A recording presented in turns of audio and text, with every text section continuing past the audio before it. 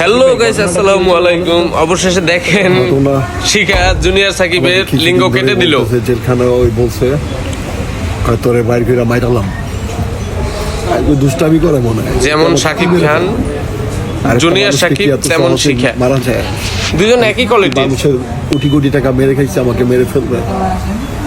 আমাকে প্রতিদিন ওর ছেলে মেয়ে দিয়া শিখাকে দেখে বোঝা যায় শিখা যে একটা রাস্তার মেয়ে, বস্তির মেয়ে, এর আচরণটা কেমন হবে। কালকেও 2-3টা চট থাপুর মারছে, এই যে ঘাড়ের এখানে দাগ আছে। তারপর আমি ঘুমায় রয়েছি, আর জান তোমার জন্য একটা ইনি আসছি। ওই যে আগে খাইতা না 300 টাকা করে, এখন বুঝো মজা। 75 টাকা করে কিন্তু একটা বিয়ারের মতো ইয়ে আছে, ওই যে ইসে বেচে।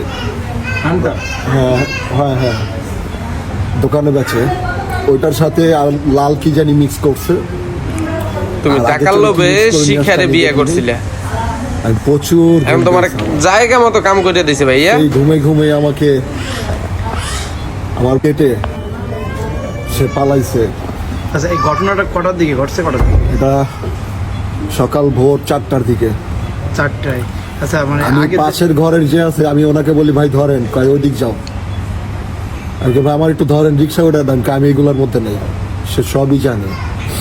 মানে এগুলো কি পরিকল্পিত আগে জি থেকে? জি, ইমন খান আসছিল, ইমনের ভয়তে ওরা কথা কয় না। খান মাসুদ নাকি অনেক প্রতাপশালী। হ্যাঁ হ্যাঁ, খান মাসুদের ভাতিজা ইমন খান, ও আইসা আমার তোমাদের দুজনকে দেখে অনেকটা ঘৃণা লাগে, কারণ তোমরা যে কাজগুলো করতা কে কে অনলাইনে আইসা খুবই খারাপ। ভালো করছে শিখা, ভালো করছে।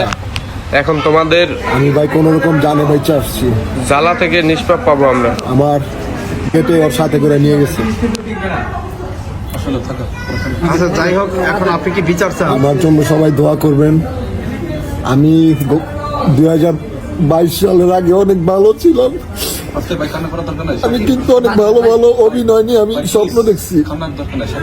22 সালের পরে আমার কোনো কন্টেন্ট নাই, কোনো নাটক নাই। শুধু কি জানেন, মানুষের নিন্দা, অবহেলা, আর হচ্ছে কোনো। আপনি তো বিচার চান, এই তো? জি, আমি বিচার চাই। কাইটা 2 ভাগ করে হালাইছে, হাতে নিয়ে বৈশা রয়েছে মহিলায়। ওর বিচার চাই, ওর ফাঁসি চাই।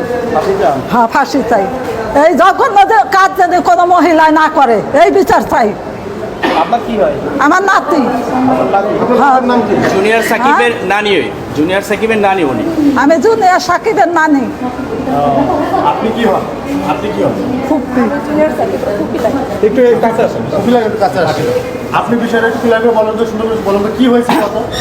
কি হয়েছে তা তো আমি সঠিক জানি না। শুধু আমার একটা ফোন আসছিল, আমার ভাইয়ের ছেলে মেজোটা ফোন করছে যে ফুপি, আমার ভাইয়ের জুনিয়র সাকিব অনেক অসুস্থ, সে হসপিটালে ভর্তি আছে। তখন আর কি আমি শুনতে তো দেখলেন তো জুনিয়র সাকিবের কি অবস্থা করলো শিখা।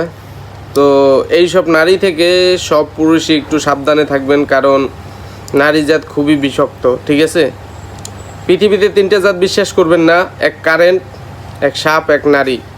এদের কোনো ধর্ম নাই, জাত নাই, যেখানে খাবে সেখানেই দর্শন করবে। ঠিক আছে, এদের থেকে বিরত থাকবেন। আর শিখাকে দেখতেই বোঝা যায় একটা বস্তির মেয়ে। একটা বস্তির মেয়ের আচরণের চেয়ে ভালো হওয়ার চিন্তা ভাবনা আমরা করতে পারি না। যাক, যা হয়েছে, জুনিয়র সাকিব তোমার কপালে আসিল, তুমি ওইটা হাতে নিয়ে এখন ঘুরবা। ঠিক আছে, কিছু করার নাই। যেটা কাটতে রাখছে ওইটা হাতে নিয়ে সবসময় ঘুরবা।